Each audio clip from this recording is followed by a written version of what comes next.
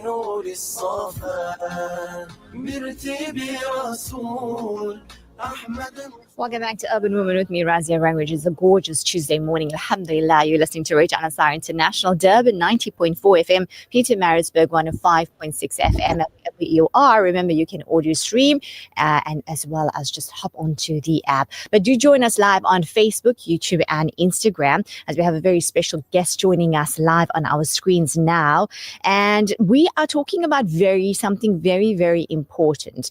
We know that in its exam season, and while the pressure rises, so does the need for focus, discipline, and a calm, clear mind. Today on Urban Woman, we're diving into practical, heart-centered ways to keep your child, keep their head in the game, so to say, and also stay fully focused on the task at hand. Studying smart, not stressed. So whether your child is last-minute sprinter or a slow and steady planner, we've got simple, effective strategies to boost concentration, build confidence, and create an environment where learning actually sticks. So grab your notebook. Yes, parents, this one's for you too. And let's get into how to guide our kids through exam season with clarity, structure, and support. And to join us for this very important topic, we are joined by a very special guest, award-winning human potential expert, consultant, speaker, and author, Nikki Bush. Good morning and welcome to Radio Al-Ansar Urban Woman.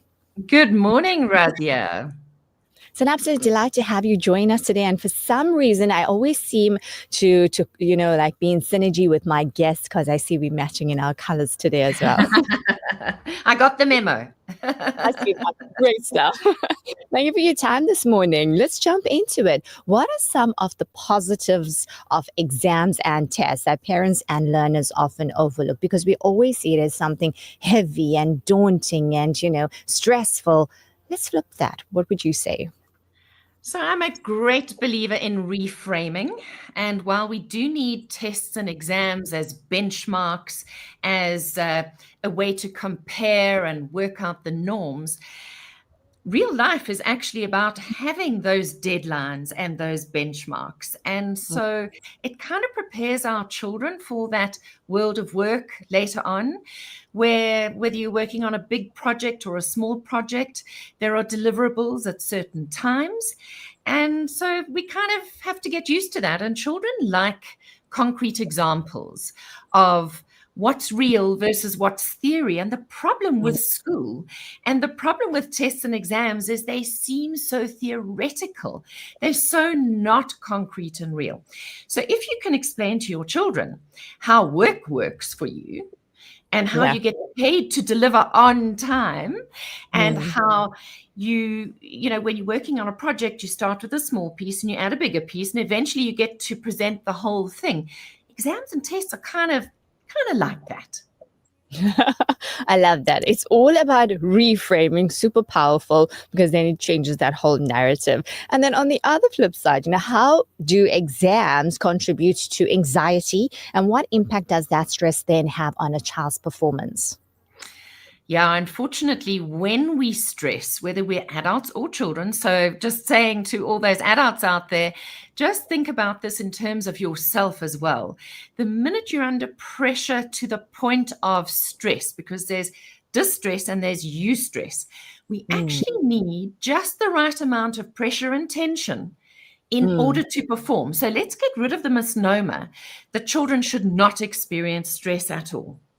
Yeah. In fact, every human being needs enough pressure and tension to perform.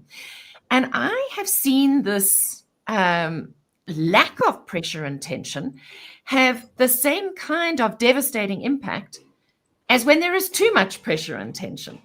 Oh. So you take a child, for example, who has been in a very high-performing sport or ballet or karate or something where they have been working 6 days a week for years at the same thing. They have discipline. They don't have a lot of time to do homework and learning for tests. And they've learned how to squeeze all of that into small pockets of time. Now you come to the exam season where all of those activities, those extracurricular activities disappear. And now this high-performing child who has worked under intense pressure has 60, 70% more time available to them to study. And what they often do is they don't maximize it. They've got popped elastic band syndrome, and now they collapse in a heap and they watch series on TV or they do gaming. They fill their time with stuff that's irrelevant, and it's purely because there is not enough pressure and tension in their system. And with those children, I often sit with them and I work out with them under what conditions do they do their best work. And once they establish that, then I say, okay, so let's build your daily diary so that you have enough pressure and tension. And we pack in visits to the gym. We pack in coaching other kids. We pack in teaching other kids because then they have less time in order to waste time. They have less time to study. And I can promise you, it often works like an absolute charm. I can imagine. I mean, think about it. There's just time, but you have to make time for everything. If you just say, here's a task, do it, when you're done, give it to me. When will that be? So you have to make the time for everything. It makes so much of sense. And also understanding how do you function best. I personally can relate to what you just said. Is I know I work best under stress. Put me under stress and I will definitely give my maximum. So everybody is so different. So that's great. There's no such thing as one size fits all. So understand who you are, understand your child, take it from there. Nikki, from an energy and concentration point of view, what can parents actually do to help their children stay focused and productive during these study sessions? So there's some what I call wake-ups for the brain, and they're very, very kind of simple sounding, but really hugely impactful. So movement is the body is the architect of the brain, and movement will wake up the brain. So when your child is doing study sessions, make sure they do study sessions that are just long enough and just short enough for them not to lose concentration. And in between those sessions, whether those sessions are 20 minutes for a younger child or whether they are maybe 40 minutes or 45 minutes for an older child, they need to move in between those sessions. So here's some examples. If you've got stairs in your house or even stairs up to the classroom before an exam, tell your child to run up the stairs. So to run up and down the stairs is going to wake up the brain. Drinking water, very important because the brain is made up of 80% water. So try and avoid very sweet, sugary drinks. And then something like chewing gum will actually keep the brain awake because while they're swatting, the kinesthetic energy of chewing, while they are doing visual stuff, it will help them to remember. And then if you think about high-performing soccer players or tennis players, they do lots of fancy footwork. So if you've got big tiles down your bedroom passageway, get your children to tiptoe between the tiles and to go forwards and backwards and skip sideways.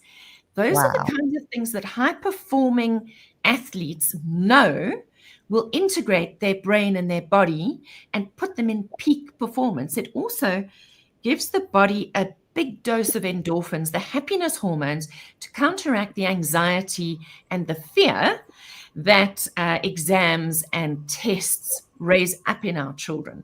So physical movement, super important. And the final one, which most people really don't know, is that good sleep is essential when your child is swatting and preparing for exams. And this is the secret. So when your child goes to sleep at night, the brain replays everything your child has done during the day. If your child has done 3 or 4 study sessions, the brain gets to replay every single one of those sessions. So your child gets an extra study session without even having to think about it. So if you can create quality sessions, study sessions during the day, you get the extra during sleep, but only if your child gets enough sleep. So if they're going to be studying and only getting 3 hours of sleep in the night, that's not going to work. So So instead of panicking, they need to get through their work, but then they need to understand how the brain works, that it's going to give them that extra, and believe in it. So giving your brain direction and leadership to do what it needs to do for you is part of the reframing. Oh, that is so beautiful. Thank you so much. You've shared so much and you've educated us on so many things that we had no idea how we can do simple things and have such remarkable, profound effects on our bodies and help us through this and help our kids during that time. I have more questions, but due to time, Nikki, we're going to have to wrap up here. And we do hope to connect with you and have you back on Urban Women. We thank you once again for your time and wish you a lovely day further. Thank you, Razia. And if anyone needs extra information, they can go to nikkibush.com.